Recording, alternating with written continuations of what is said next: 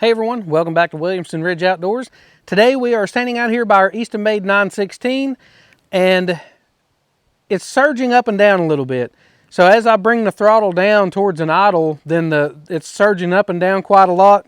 And I'm getting ready to really get into the firewood season, and I don't like starting it up and having to run it kind of up above that idle. I like to warm it up and do all that before I start running at full throttle.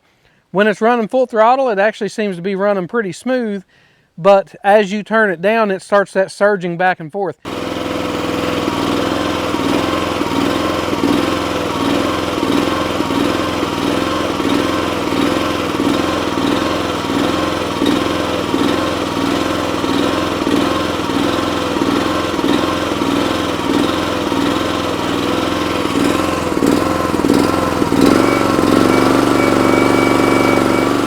So let's jump right into it and see if we can get it taken care of. So what I think's going on, I think the pilot jet's actually stopped up on this, and I believe we can actually get this out and unplug it while it's sitting on the machine and not even have to take the carburetor off.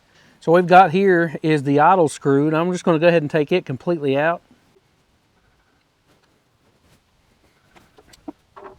And this should be our pilot jet right here, so let's just give it a little twist and pull on it.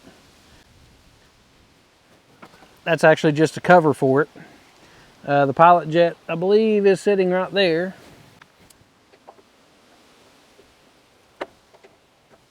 So right here is the pilot jet,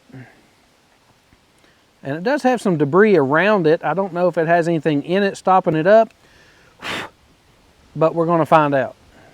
So now that we got our pilot jet out, then I'm going to take a guitar string is what I'm going to use, but they make little tiny wire drill bit sets that would be good for this, but I think this will work okay. I've used this guitar string before in jets and carburetors, and it's worked out great.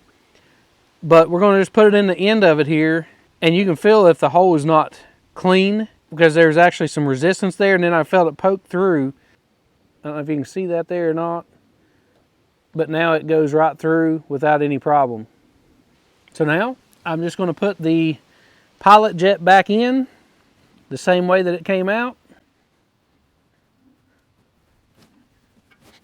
And we've got our little doohickey here that I believe what this does is actually is a setting for where your idle screw is supposed to be at. So I believe that's why they put that in there. That sets in the top of that pilot jet. And then your idle screw is going to set in that pretty much to have a preset adjustment.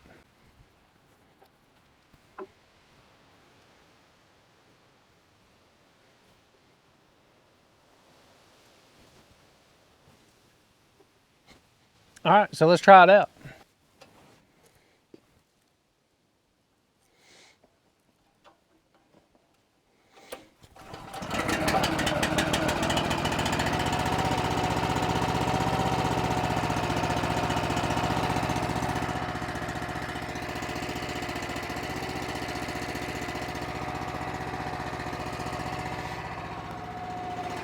Wow, that was it exactly.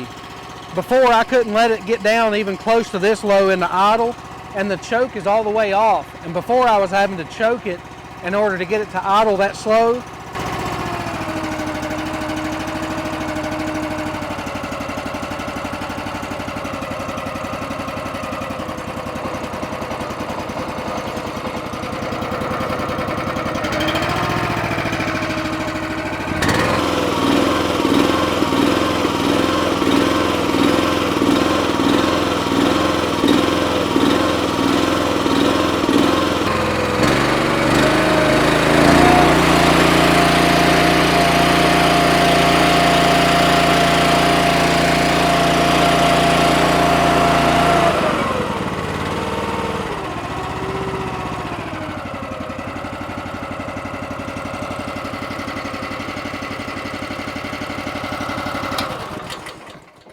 So guys, there you have it. What a difference that makes, and such a simple 5-minute fix.